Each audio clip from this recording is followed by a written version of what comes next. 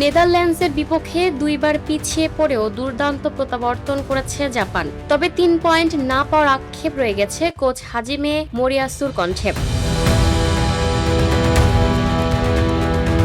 রোববার 14 June ডালাসে F গ্রুপের ম্যাচটি 2-2 গোলে ড্রয় হয়। প্রথমার্ধ গোলশূন্য থাকলেও দ্বিতীয়ার্ধে শুরু হয় গোলের বন্যা। প্রথমে ভার্জিল ফন ডাইকের গোলে এগিয়ে যায় নেদারল্যান্ডস। কিছুক্ষণ পর নাকামুরার গোলে সমতায় ফেরে জাপান। এরপর সামারভিলের দারুণ এক গোলে আবারও এগিয়ে যায় ডাচরা। কিন্তু শেষ মুহূর্তে হার মানেনি এশিয়ার দলটি। ম্যাচের মাত্র 2 মিনিট আগে দাইচি কামাদার গোলে মূল্যবান 1 পয়েন্ট নিশ্চিত করে জাপান। ম্যাচ শেষে কোচ হাজিমে মোরিয়াসু বলেন, নেদারল্যান্ডস খুব শক্তিশালী দল হওয়া সত্ত্বেও তার দল লড়াই চালিয়ে গেছে। তিনি বলেন, খেলোয়াড়দের মানসিক দৃঢ়তা ও একতাবদ্ধ লড়াই তাকে সবচেয়ে বেশি মুগ্ধ করেছে। তবে পুরোপুরি সন্তুষ্ট নন জাপান কোচ। তার ভাষায়, আমরা 3 পয়েন্ট চেয়েছিলাম, তাই কিছুটা হতাশা থাকবেই। ড্র দিয়ে বিশ্বকাপ অভিযান শুরু করলেও এখন দ্বিতীয় ম্যাচে নজর জাপানের। আগামী 21 জুন তিউনিসিয়ার বিপক্ষে মাঠে নামবে মোরিয়াসুর দল। সেই ম্যাচে গ্রুপ পর্বে তাদের পরবর্তী পথ নির্ধারণে গুরুত্বপূর্ণ হয়ে উঠতে পারে।